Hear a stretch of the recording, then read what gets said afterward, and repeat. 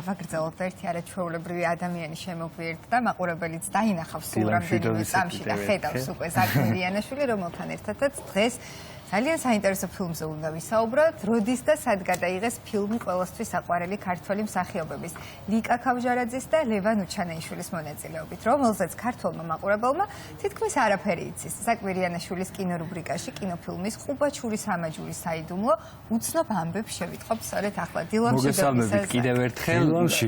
ჩვენ სოციალურ ქსელში საკმაოდ პოპულარული იყო კადრები ამ ფილმიდან და მაშინ გაჩნდა ეჭვები, რომ ეს არ არის ქართული ფილმი, იმიტომ რომ ისინი ასე ერთად კინოეკრანზე არ უნახავს ქართულ მაყურებელს, თუ არ ჩავთვლით რამდენიმე ეპიზოდურ როლს. ქავჟარაძე და უჩანეიშვილი ერთმანეთს შეხვდნენ სპირალში, მოგზაურობა დონ კიხოტისა და სანჩოსი, თუმცა ეს არ იყო მთავარი როლები და ჩვენ როგორც მოვიკვლიეთ, ეს ფილმი გახლავთ 1982 წელს გადაღებული ცნობილი დაღესტნელი მწერლის აჰმედ აბუ ბაქარის ავტობიოგრაფიული რომანის მიხედვით. ეს არის აული ყუბაჩი, გეოგრაფიული დასახელებიდან გამომდინარეობს ფილმის სახელი და გვარი, სადაც ჩვენ ხედავთ ნაკეთობებს და მთელი ეს დასახლება არიან ოქრომჭედლები და სწორედ ამ პროფესიის გარშემო ვითარდება ფილმის სიუჟეტი. ლევან უჩანეიშვილის გმირი გახლავთ სწორედ ამ ოჯახის წარმომადგენელი, ვინც ამ ოქრომჭედლობის საქმიანობას ფლობს და დედაქალაქში გაიცნობს ლიკა ქავჟარაძის გმირს, რომელიც შეუყვარდება, თუმცა მან არ იცის, რომ მათი ოჯახები დაკავშირებული არიან მტრობით და არ შეიძლება რომ ისინი ერთმანეთს დაუკავშირდნენ.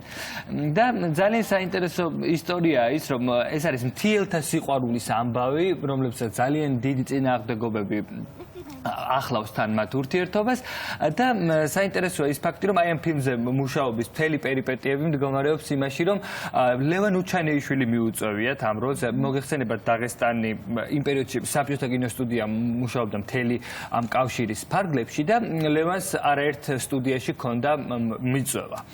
და 1991 წელს უჩანეიშვილი მიიწვიეს მთავარ როლზე და მას სჭირდებოდა ქალი პარტნიორი, ვინც ასევე მთავარ გმირს ითამაშებდა. და სწორედ ლევან შეუთავაზებია ლიკას პერსონაჟი ამ როლზე. იმ პერიოდში ის თუ არა ლიკას შესთავაზებდა, ნამდვილად და ესეთი ლამაზი კაშკაშა კადრებს ასეთი კინო წვილი შედგა. მართლა რაღაც ნამდვილად უხდებიან ერთმანეთს ყველაფერთან ერთად. და იმ პერიოდში ლიკას ჰქონდა პატარა პაუზა კინოში, ეს ნაკლებად იღებდნენ, რაღაც ესეთი პერიოდი იყო, მაგრამ ამაზე ძალიან წყდებოდა, რა თქმა უნდა, გული და ლევანმა ეს უკვე იცოდა, რომ ჯანმრთელობის პატარა პრობლემა, რომელიც მანამდე მსახიობს ჰქონდა, უკვე მოგვარებული იყო და ლიკა მზად იყო, რომ კიდევ ერთხელ დამდგარიყო კინოკამერის წინ და სწორედ როგორც კი გაიგო ამის შესახებ, შესთავაზა ლიკა ამ გადამღებ ჯგუფს. რა თქმა უნდა, დაეთანხმნენ და ასე გაემგზავრნენ ამ ულამაზეს აულში ფილმის გადასაღებად. და ეს არის შანსი, რომ ჩვენ ვნახოთ 23 და 24 წლის ლევან უჩანეიშვილი და ლიკა ქავჟარაძე, ჩვენ ხედავთ ამ სამაჯურს, რომელიც ბედნიერებას მოუტანს მათ გმირებს. ლევან უჩანეიშვილის გმირი გახლავთ რომანტიული პოეტი, რომელსაც არ უნდა ოჯახური ტრადიციის გაგრძელება და მის ოჯახს უნდა, რომ მათი შვილიც გახდეს ოქრომჭედელი და მიჰყოს ხელი ამ ტრადიციას და შემდგომში უკვე როგორ მოუტანს მათ ოჯახს წარმატებას. ამის შესახებაც არის ეს ფილმი.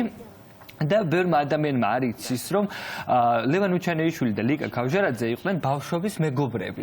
მათი დედები მეგობრობდნენ თურმე და ისინი ბავშვობიდან ძალიან გულშემატკივრობდნენ ერთმანეთს კინოში და აი მთელი ცხოვრების განმავლობაში გაგრძელდა მათი მეგობრობა.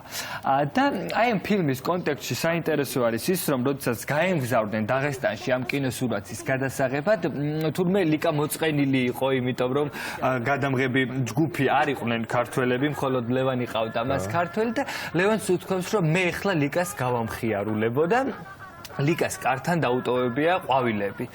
ლიკა ქავჟარაძე ჩამოსულა საუზმეს და უთქვამს, რომ ვიღაცამ ყვავილები დამიტოვა და ხომ არ შეეშალა.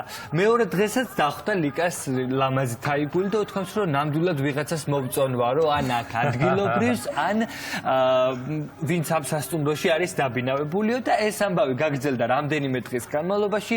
ლიკა იყო დაინტერესებული, რომ გამოეკვлия, რომ ვის მოწონს, ვინ არის მისით ესეთი აღფრთოვანებული, რომ ყოველდღე ყვავილებს თაყვანის წემელი. მოკლედ მას რაღაცნაირი ინტერესი გაუჩნდა და გაუქმდა და ძალიან კარგ განწყობაზე დადგა და ერთ-ერთ დღეს ლევანს დავიწყებია, მოგეხსენებათ როგორი დამღლელია გადასაღები მოედანი, დავიწყებია ამ ყვავილების დადება და საღამოს ვახშამზე როცა ლიკა ჩამოსულა, ძალიან მოწყენილი ყოფილა და როცა უკითხავთ ჯგუფის წევრებს რომ რა მოხდა, კავჟერაძეს უთქვამს რომ აი ეთყობა ის ადამიანიო, ვისაც მე მოვწონდი და ესეთი ჩემი იდუმალი თაყვანისმცემელი იყო, ალბათ წავიდაო ამ სასტუმროდანო დატოვაო ეს ქალაქიო და ლევანს უთქვამს რომ მოიცადე ერთი წუთითო სცენარი დამრჩაო სასტუმროს ნომერში ავირბენო და ჩამოვალო და რომ ასულა და ყვავილები რომ დაუტოვებია ლიკა მიუხვდა და სცენარი დაგჭა ხო მიუხვდა და ყველაფერს და აი ესე მხიარულად დამთავრებულა ეს ისტორია მათი უახლოესი მეგობრობის და ლევან უჩანეიშვილი შემდგომში იხსენებდა რომ მე ლიკა ასეთი ბედნიერი ძალიან ცოტა შემთხვევაში მინახავს და იმდენად ლიკა იყო აი სავსე აი ამ ფილმის გადაღების ამბებით. უნდა გითხრათ რომ ბებიასთან ერთად იმყოფებოდა ლიკა კავჟერაძე გადასაღებ მოედანზე ჩვენ ნატურის ხეზას მოგვისმენია რომ ზოგჯერ დედა დაყვებოდა ზოგჯერ ბებია და ლიკა გახდათ პროფესიონალი მუსიკოსი მას კონსერვატორია ჰქონდა დამთავრებული და იქაც უქირავეს ფორტეპიანო და იქაც ფილმის გადაღებების პარალელურად მეცადინეობდა და იყო მუდმივ მზადყოფნაში მოგეხსენებათ ეს საშემსრულებლო ხელოვნება და ამიტომ მუდმივად ჭირდება ადამიანს მეცადინეობა და ამ გარემოში ყოფნა.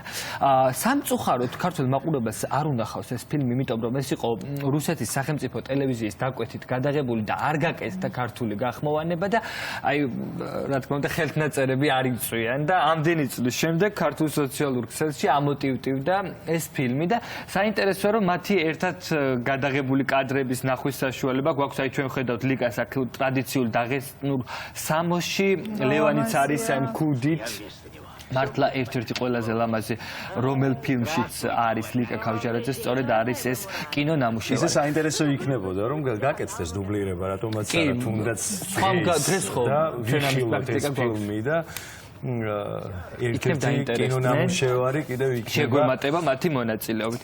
შემდგომში უკვე დონ კიხოტშიც ითამაშეს მათ ერთად, თუმცა ეს იყო ეპიზოდური როლი და მოგზაურობა დონ კიხოტისა და სანჩოსი იმდენი სერიისაგან შედგება, რომ რაღაცნაირად იქ დაიკარგნენ ლიკა და ლევანი, აი ფოტოებს კი ვხედავთ, მართლა აი რაღაც ჰოლივუდური წყვილი არიან ულამაზესი, აი ნარტიფი გარეგნობით. მათი ნიჭიერების გარდა გამოირჩევიან განსაკუთრებული სილამაზით, მიმზიდველობით, შარმით არ ვიცი ყველაფერი ამ ფილმიდან რომელზეც საუბრობდით და შემდგომში უკვე აი ეს არის ამ ფილმიდან კადრი მართლა ულამაზესი ლიკა და აი ეს არის კადრს მიღმა დონ კიხოტე მართლა თითქოს მათი გამოხედვა რაღაცნაირად გავს ხანა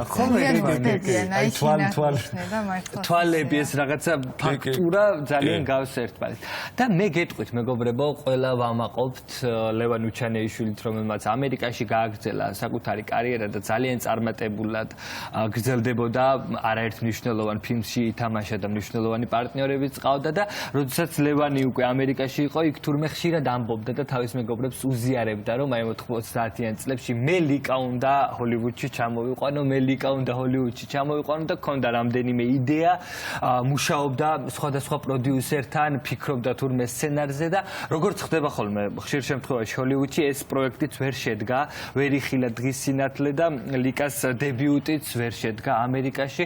ძალიან რთული იყო ლევან უჩანეიშვილისთვის ფაქტი ლიკა კავჟერაძის გარდაცვალების შესახებ ისე როგორც ყველა ჩვენგანისთვის და ცოტა ხანში ლევან უჩანეიშვილს არ აქვს სოციალური ქსელი არ სარგებლობს აი ამ სხვადასხვა პლატფორმებით, მაგრამ გავრცელდა Night Samba, ესეთი მუსიკალური კლიპი, რომელშიც იყო გამოყენებული ძველი გადაღებული კადრები ლიკასი და ლევანის და სადაც მღერის ლევან უჩანეიშვილი და ეს სიმღერა ეძღვნება ლიკა კავჟერაძეს და როცა ქართული ტელევიზიები თხოვდნენ კომენტარს ლიკას შესახებ ლევანს ამბობდა რომ ნახეთ Night Samba. მე იქ ყველაფერი ვუთხარი ლიკას და ჩვენ შეგვიძლია ვნახოთ ნაწყვეტი, სადაც ძალიან მრავლის თქმელი სიტყვებია ლიკა კავჟერაძისადმი. სიამოვნებით.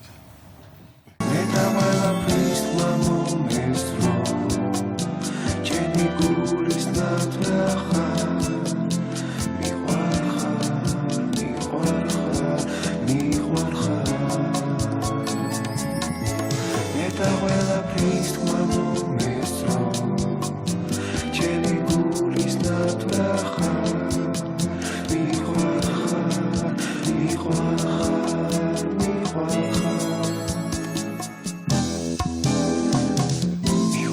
ახლა ის მიყვარს და ძლიერ არის კითხვა სუჩანიშვილი.